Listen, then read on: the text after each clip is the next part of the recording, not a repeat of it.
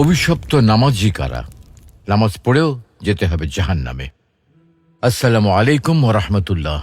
প্রিয় দর্শক, আমরা সবাই জানি নামাজ পড়া ইসলামের সবচেয়ে গুরুত্বপূর্ণ ইবাদত। নামাজ ইসলামের অন্যতম স্তম্ভ। প্রতিদিন ৫ ওয়াক্ত নামাজ পড়া ফরজ। যারা নিয়মিত নামাজ পড়েন তাদের জন্য নিশ্চিতভাবে অবধারিত আছে জান্নাত। তারা জাহান্নাম থেকে মুক্তি পাবে। অথচ কোরআন ও হাদিসে এমন কিছু নামাজ আদায়কারীর কথা আছে যারা নিয়মিত নামাজ পড়ে বটে, অথচ তাদের নামাজ জান্নাত নয় বরং নিয়ে যাবে জাহান্নামে।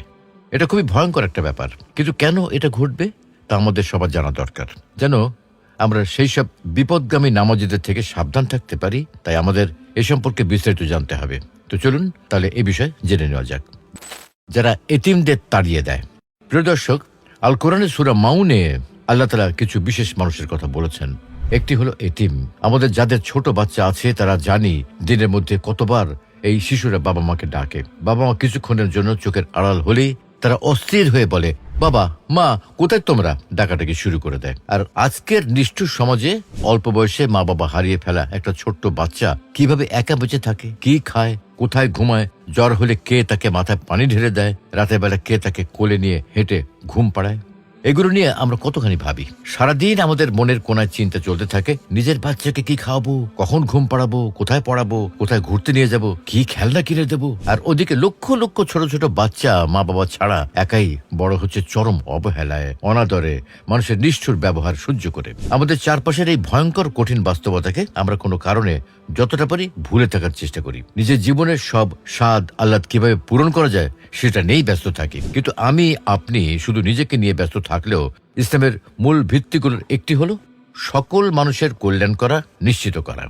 কোরআনে আল্লাহ বহু আয়াতে বহুবার আমাদেরকে বলেছেন শুধু নামাজ, রোজা, হজ ইত্যাদি ধর্মীয় রীতিগুলো পালন করলেই হবে না। একই সাথে আমাদেরকে মানুষের জন্য কাজ করতে হবে, সামাজিক নৈতিক দায়িত্বগুলো পালন করতে হবে। এতিমদের কথা কোরআনে বহুবার এসেছে, কারণ আল্লাহর কাছে এতিমদের গুরুত্ব অনেক বেশি। বাবা মা হারিয়ে ফেলা এতিমের থেকে বেশি আর কেউ আমাদের সামাজিক সেবার দাবিদার হতে পারে না। এতিমদের প্রতি মুসলিমদের দায়িত্ব কতখানি, কিভাবে সেই দায়িত্ব পালন করতে হবে, করার পুরস্কার এবং না করার শাস্তি সম্পর্কে আমাদের বহুবার সাবধান করে দেওয়া হয়েছে। এই সূরায় কঠিনভাবে বলা হয়েছে যারা এতিমদেরকে তাড়িয়ে দেয় এরা কিয়ামতকেই অস্বীকার করেছে। কারণ যদি ইসলাম এবং বিচার দিনে সত্যি কোনো বিশ্বাস থাকতো তাহলে সে কোনোদিন এরকম অমানবিক কাজ করতে পারত না।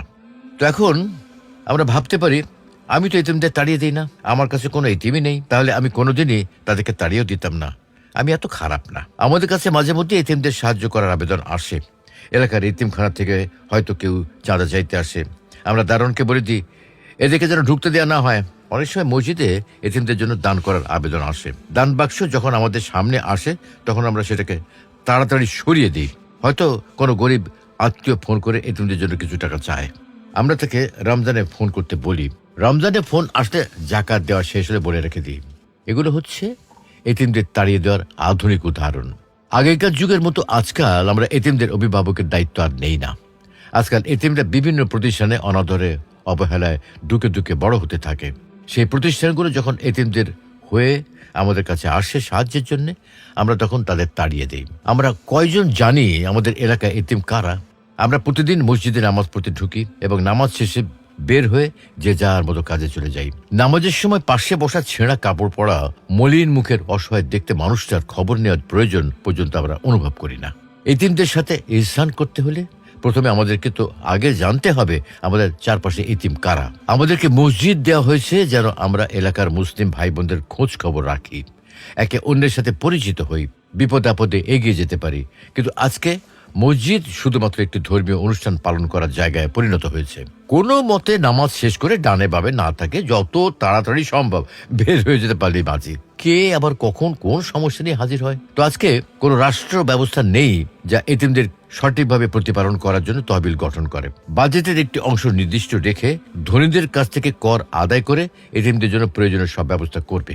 বরং গণতান্ত্রিক ব্যবস্থায় কোনো রাজনৈতিক দল যদি সেটা করার চেষ্টাও করে তাহলে সেই রাজনৈতিক দল যেন কোনোদিন জিততে না পারে তার জন্য দেশের ধনকুবেরা ব্যবস্থা করে ফেলবে। একমাত্র ইসলাম রাষ্ট্র ব্যবস্থাই এতিমদের প্রতিপালনকে তাদের বাধ্যতামূলক ধর্মীয় দায়িত্ব হিসেবে নিয়ে দেশের সকল এতিমদের অভিভাবক হওয়ার দায়িত্ব নেবে। অভাবীদের খাবার দিতে অনুৎসাহী। প্রিয় দর্শক, আরেকটা শ্রেণী হলো মিসকিন। মিসকিন হচ্ছে খুবই গরিব মানুষেরা, যাদের জন্য খাদ্য, বাসস্থান, কাপড় জোগাড় করা খুবই কঠিন। এরা সবসময় অভাবী। একজন এতিমের হয়তো উত্তরাধিকার সূত্রে সম্পত্তি থাকতেও পারে, কিন্তু এদের কিন্তু কোনো সম্পত্তি থাকা তো দূরের কথা, মৌলিক চাহিদা পূরণ করার মতো সামান্য অবস্থাও নেই। এরা হচ্ছে সমাজের ভুলে যাওয়া, হারিয়ে যাওয়া মানুষেরা। আজকে আপনার আমার পরিবার নিয়ে থাকার জন্য বাসা আছে, রাতে খাওয়ার মতো খাবার ফ্রিজে রাখা আছে, কালকে বাইরে পরার মতো কাপড় আছে, কিন্তু মিসকিনদের এসব কিছুই নেই। তারা প্রতিটা দিন কষ্টে ভয়ে থাকে কিভাবে তারা আগামীকাল কিছু খাবার, পরার মতো পরিষ্কার কাপড়, থাকার মতো একটা জায়গা জোগাড় করবে। বেঁচে থাকার জন্য প্রতিনিয়ত সংগ্রাম করা ছাড়া আর কিছু নিয়ে চিন্তা করার মতো অবস্থা তাদের নেই। আজকে এমন কোনো অর্থনৈতিক, সামাজিক, রাষ্ট্রীয় ব্যবস্থা নেই যা বাধ্যতামূলকভাবে দেশের সকল মিসকিনদের অভাব দূর করে তাদের মৌলিক চাহিদা পূরণ করতে বাধ্য। একমাত্র একটি ইসলামিক রাষ্ট্রের পক্ষে সম্ভব সরকারি পর্যায়ে উদ্যোগ নিয়ে জনগণের কাছ থেকে বাধ্যতামূলকভাবে জাকাত সংগ্রহ করে একটি তহবিল গঠন করে দেশের মিসকিনদের অভাব দূর করার ব্যবস্থা করা। যতদিন ইসলামিক আইন প্রতিষ্ঠা না হচ্ছে, ক্যাপিটালিস্ট অর্থনীতি ধনীদেরকে আরো ধনী বানিয়ে যাবে এবং গরিবদেরকে আরো গরিব বানাতে থাকবে। আজকে পৃথিবীতে এমন কোনো ব্যবস্থা নেই যা সম্পত্তি সুষমভাবে বন্টন করে ধনী গরিবের মধ্যে যাচ্ছে বিরাট পার্থক্য তা দূর করতে পারে, যার ফলে সব সময় এমন কিছু মানুষ থেকে যায় যারা তাদের প্রয়োজনের চেয়ে হাজার গুণ বেশি সম্পত্তি নিয়ে থাকে, যা তারা আমোদ ফুর্তিতে নষ্ট করে। অন্যদিকে এমন কিছু মানুষ সবসময় থেকে যায় যারা 2 বেলা খাবারও জোগাড় করতে পারে না। সম্পদ সুষমভাবে বন্টনের এমন কোনো পদ্ধতি কোনো সরকার যদি তৈরি করার চেষ্টাও করে, তখন দেশের বড় বড় ধনকুবেরা ব্যবস্থা করে নেবে যেন সেই সরকার বেশি দিন টিকে থাকতে না পারে। আল্লাহর বিরুদ্ধে মানুষের একটি সাধারণ অভিযোগ হলো, আল্লাহ কেন পৃথিবীতে এত মানুষ পাঠালো কিন্তু তাদের জন্য যথেষ্ট খাবার, প্রাকৃতিক সম্পদ, থাকার জায়গা দিয়ে পাঠালো না কেন? এটি একটি বিরাট ভুল ধারণা যে পৃথিবীতে এত যে গরিব মানুষ তার মূল কারণ পৃথিবীতে সম্পদের অভাব। মাত্র 1% মানুষ পুরো পৃথিবীর অর্ধেকেরও বেশি সম্পদ দখল করে রেখেছে। শুধু তাই না, মাত্র 2% সবচেয়ে ধনী মানুষগুলো পুরো পৃথিবীর অর্ধেকের বেশি বাড়ি এবং জমির মালিক। বাকি অর্ধেক জমি এবং বাড়ির মধ্যে বাকি 98% জনসংখ্যা বসবাস করছে। মানুষের মধ্যে আজকে যে এই চরম বৈষম্য, তার প্রধান কারণ মানুষের সীমাহীন লোভ, দুর্নীতি এবং ক্যাপিটালিস্ট অর্থনীতি।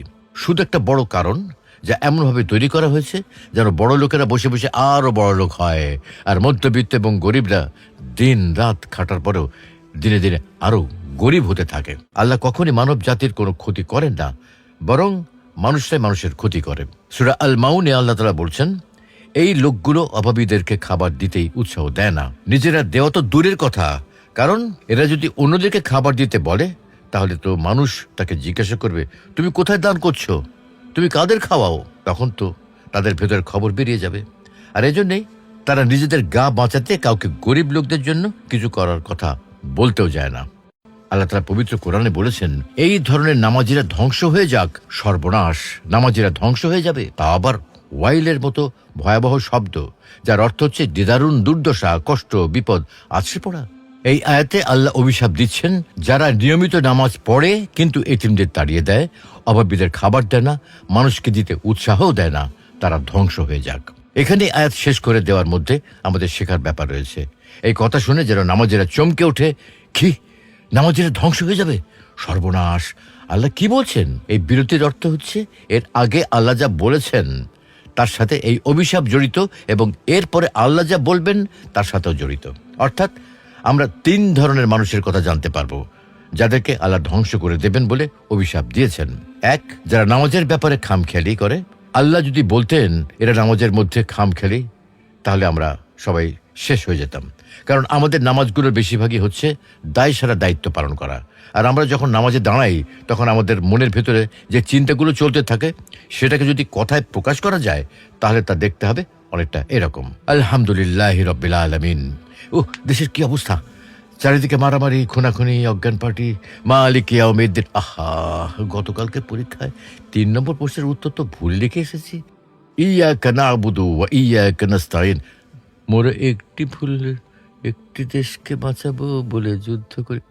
কুল হুয়াল্লাহু আহাদ। আজকে মুরগি আর সবজি করতে বলি।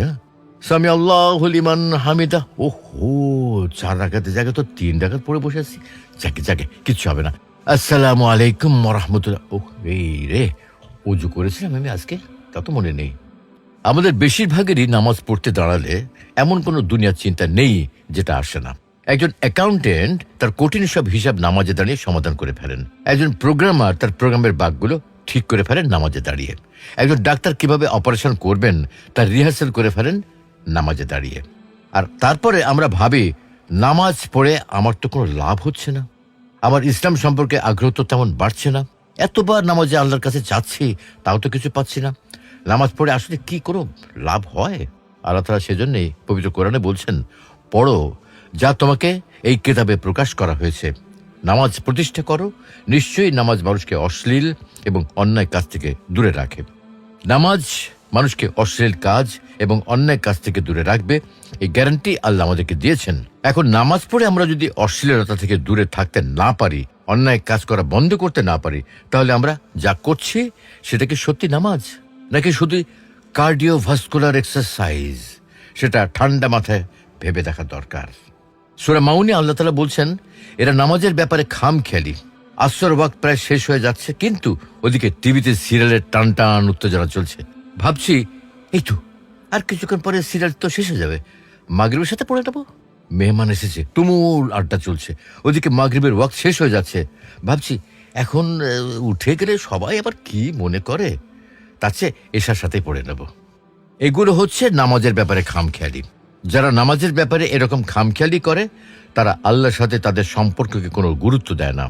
তাদের কাছে আল্লাহর গুরুত্ব টিভির থেকে কম, আল্লাহর সম্মান মেহমানদের থেকেও নিচে। অফিসের বসকে তারা ভয় পায়, কিন্তু আল্লাহকে ভয় পায় না। এইসব চরম অকৃতজ্ঞ বেয়াদব মানুষের আল্লাহ বলছেন, এরা ধ্বংস হয়ে যাক। আল্লাহ তাদের সব দেন, আর তারা তার সাথেই এরকম করার দুঃসাহস দেখায়। আল্লাহ আমাদের কোরআনে 1 বার 2 বার 10 বার 20 বার নয়, কমপক্ষে 81 বার বলেছেন নামাজ প্রতিষ্ঠা করতে। আকিমুস সালাহ অর্থ শুধুই নামাজ পড়া নয়, বরং নামাজ প্রতিষ্ঠা করা। আকিম অর্থ দাঁড় করাও। প্রাচীন আরবরা যখন কোনো শক্ত পিলার স্থাপন করত বা শক্ত দেওয়াল তৈরি করত, তার জন্য তারা কুমু শব্দটি ব্যবহার করত। এখানে কুমু ব্যবহার করে আল্লাহ আমাদেরকে বলছেন, আমাদের প্রতিদিনের রুটিনের মধ্যে 5টি শক্ত পিলার দাঁড় করাতে হবে। সেই পিলারগুলো কোনোভাবেই নড়ানো যাবে না।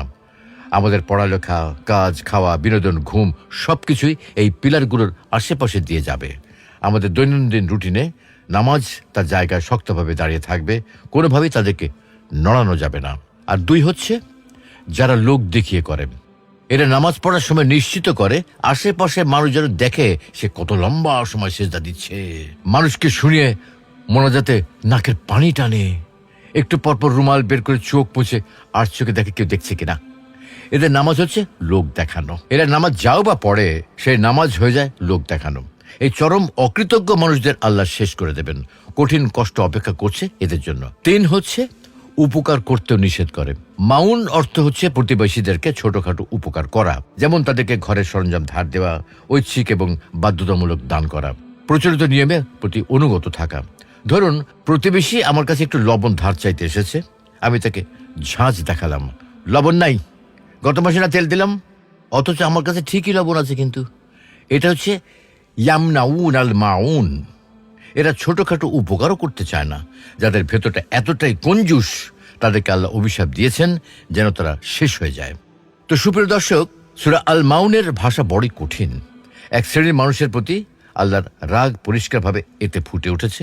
কিন্তু চিন্তার ব্যাপার হলো, এখানে এমন সব মানুষদের কথা বলা হয়েছে যাদেরকে আমরা সচরাচর এত খারাপ ভাবি না, যাদের বেলায় ওয়াইলের মতো ভয়ঙ্কর শব্দ ব্যবহার করা যায়। অথচ এই সূরায় আমরা দেখেছি যারা নামাজের ব্যাপারে খামখেয়ালিপনা করে, লোক দেখানো নামাজ পড়ে, মানুষকে ছোটখাটো সাহায্য করে না, এতিমদের তাড়িয়ে দেয়, অভাবীদের খাবার দিতে মানুষকে উৎসাহ দেয় না, এই সব মানুষদের আল্লাহ তাআলা কিভাবে অভিশাপ দিয়েছেন। এ থেকে আমরা বুঝতে পেরেছি ইসলামে ধর্মীয় রীতিনীতি পালন করা যেমন গুরুত্বপূর্ণ, একই সাথে মানুষের প্রতি দায়িত্ব পালন করা, একজন সুন্দর মনের মানুষ হওয়াটাও খুবই গুরুত্বপূর্ণ। আল্লাহ রাব্বুল আলামিন আমাদেরকে সঠিক উদ্দেশ্যে নামাজ আদায় করার তৌফিক দান করুন। আমিন।